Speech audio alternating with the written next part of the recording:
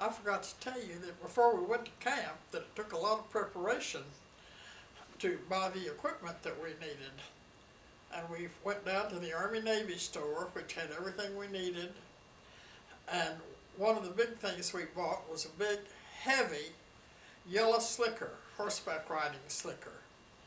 And they were the heavy oilskin like the fishermen wore off the coast of Maine. And they were really heavy things. But they were split in the back with a hood type thing that came down to fit over your saddle. And so they were made for horseback riders.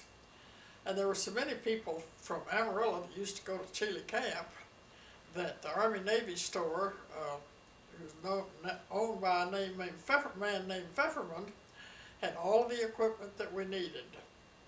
The boots. Now, I didn't get to have a pair of cowboy boots. I was supposed to wear my hiking boots for riding as well as hiking. But nevertheless, they were good boots. And I did a lot of hiking that first summer, did a lot of mountain climbing, and a lot of camping out. As a matter of fact, I was a busy girl all summer long. And toward the end of the summer, the first summer, I was taking a nap one Sunday afternoon, and I woke up, that cabin was empty. I ran down to the chapel, which was outdoors at that time. The big Frank Cheley Chapel, Memorial Chapel, had not been built, and it was outside. And lo and behold, Mr. Cheley was there, and it was announced that I had won my gold key, which was the top award for a camper, and still is the top award for a camper at Cheley Camp. And I was very surprised that I had won it. And my friend Julia Menninger had won hers, and another friend named Betty Kicksmiller, who was a horseback rider. As it turned out, I was the camper, Betty was the horseback rider, and Julia was the hiker. And back in those days, it was customary for the junior counselors of the people who had won their keys to be invited back to be a junior counselor the next year. And so the next year, Betty and Julia and I were all invited back to be junior counselors. And we had a wonderful friendship. And then the third year, we were all invited back to be counselors' aides, again in the field that we were more proficient in. But I worked hard even the second year, and so I won my red kerchief, which was for horseback riding, and my silver spurs, which was one that was voted and given to a camper who was well-rounded and went into all activities. And the third year, I won my gold spurs, which was a higher award than the silver spurs. Well, unfortunately, when my house was broken into, my spurs were both pairs of my spurs were stolen. And as was my gold key. Everything I had was stolen. But the second year was that was the third year. That was when I was a counselor's aide. A woman named Jo Prouty came and was a hiking counselor. And she was a pre-med student, but she was 10 years older than I, and she had been working her way through medical school, or pre-med. She'd been working her way through pre-med and was getting ready to go to medical school. But she had had to take time off to teach school to get enough money to go to medical school. Well, Jo was a hiker, and we did a lot of hiking together.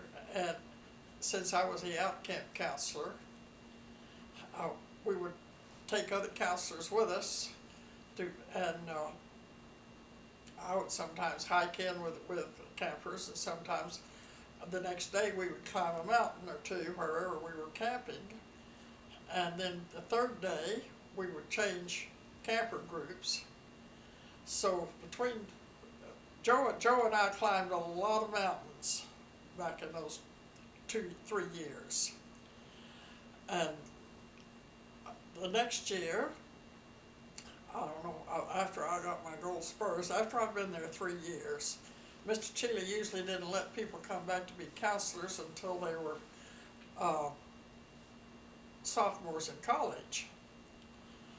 But he came up short of an out-camp counselor, and so he asked me to be the out-camp counselor, and I right straight out of high school, right out of straight. And since I was so young, he hired a woman named Maxine Bennett, who was in medical school with Joe, to come and be my assistant. And we had the outdoor programs. And so with the responsibilities that we had, being out of camp so much, none of us had cabin responsibilities. But by this time, Mr. Cheley had so many counselors that he had to build special cabins just to house his counselors, because he just, as I say, he just offered everything under the sun. And I will say this, he was the most generous thinker that I ever saw. All we had to do was go and tell him we needed some new cups or some new tents or what have you, and we got them. Now back in those days, we didn't have the fancy bedrolls that they can buy now, the ones that are full of down and kapok and so on and so forth. They had what they call blanket rolls, and it was a canvas roll, and you rolled up the blankets inside of those, and the counselors, the junior counselors, usually made one great big bedroll and put it in what we call a cook tent. And also, maybe 3 or 4 of us would be in that one great big bedroll. And I'll never forget one time we were in kind of a hot spot, and one of the counselors, who was named Dee, I've forgotten her last name, but she was sleeping in the middle among all of this, and all of a sudden Dee yelled out, "Somebody move over, I'm so hot my corns are popping." So we had some funny things happen, and then one night, one of my good friends named Margot, we were all sleeping in this big blanket roll down in the Indian Peaks, down in the Arapaho country. And when I got up the next morning, I had all my cotton underwear was in a cardboard box, and this field mouse had gotten in there and chewed up my underwear, and it made a nest and had all these baby mice in there. Well, they were just repulsive. They were just awful, little slimy, hairless things. And I said, "Oh, I'm going to take those out and kill them." And Margot Wee said, "Oh, Mary Tom," she said, "look at those darling little things." She said, "You don't want to kill those, we'll just take them out in the woods and let them go." Well, we took them out in the woods, and that night, Margot had a bad cough.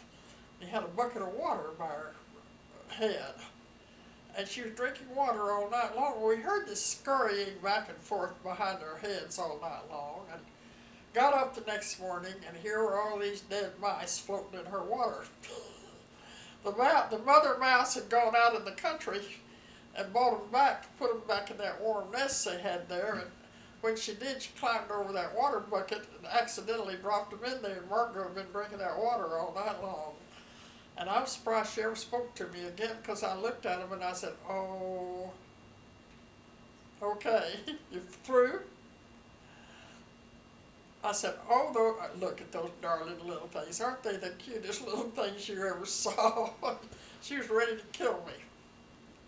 I think I ought to tell you about some of the special hikes that we got to go on, because we really got to go on some real special ones. One of the main ones that we did it 2 years, was to hike up to the boulder field for Long's Peak. And back in those days, they had a ranger cabin up on top of there where we could spend the night. And we would spend the first day, we'd hike up to the ranger cabin, and they would the Rangers would fix wonderful food, and then we'd go up in the second floor in the loft and to sleep on mattresses. And we could see the stars and the moon, and believe you me, they're pretty spectacular at about 13,000, well, they are 13,000 feet, about 11,000 feet way above timberline. And those Rangers had 2 donkeys. They had to go down and they had to bring up everything, water, food, everything. And they'd go down and do their shopping, and then they'd load up those donkeys and bring them back up to the border field. And the donkeys were named Dammit and Hell. And then another place that we got to go that was special was over at the Fern Lake Lodge on the Bear to Brentwood Trail. And a few hikers who had hiked a lot were picked out to get to go and spend the night at the Fern Lake Lodge to climb Little Matterhorn, which was a difficult mountain to climb. And they no longer let the girls climb. I don't know about the boys, but several years later, there were some girls killed on Matterhorn. They fell off of it by accident. I mean, they got excited and they fell off, and so they no longer. And then another time, Mr. Cheley let us take a group about close to, I guess 200 miles away from camp, way south of down to climb a peak called the Lone Eagle. And as I say, he was very, very generous. And I'm not sure, but I believe it was last year I was a counselor. He let us, Joe went over, she wanted to climb in the Never Summer Range. And so she talked him into letting us take 28 kids over for 3 days at a dude ranch at the foot of the mountains, in the foot of the mountains Never Summer Range. And we then took those 28 back and brought 28 more, so we had those 46 different kids, 56 different kids at this dude ranch for a week, this beautiful dude ranch. And I don't know how much it cost him, but it cost him a lot of money. But as I say, he was extremely generous. And he liked Joe and he liked me. But I will say this, that Mr. Cheley had a little temper, and that the counselors did something that he disapproved of. We were not supposed to date. We were certainly not supposed to smoke or drink. And we were certainly not to tell him what to do. And he had a woman there who was the hostess, and she told him what to do one time too many. And she was living in the cabin with me. As I said, he built cabins for counselors. And there were 14 of us in this cabin. And one night here came Mr. Cheley in the middle of the night. And he slammed her drawer up and back and forth, and he got her trunk out, and he packed her trunk up and took her to Denver and sent her home. And one day, somebody in that same cabin had been complaining that the Mecca woman, they call the woman who cleaned the Meccas, the bathrooms, we call the bathrooms the Mecca, had not been cleaning our one bathroom.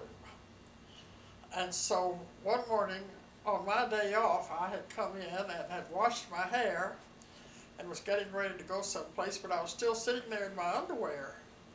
And I had the hose, and I had hosed out the bathroom, and had cleaned it up. That was all it took, was just to take a hose and hose down that concrete bathroom. It was no big deal.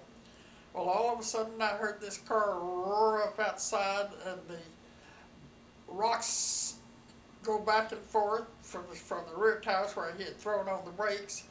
And here came Mr. Cheley dragging a hose in the cabin. I'm not too good to clean up that cabin. Here I've got 14 women in this cabin, and all of them are too good to clean it up. Well, there I sat in my underwear, and I didn't have time to do anything, and I got up and started jumping up and down and said, Chief, it's already clean, I just cleaned it. And he walked in and saw that it was wet, so he calmed down a little bit. but he really was mad, and he would have a temper, but he never did. As I say, he liked me, and I never was. But I was over one day. I'll never forget this.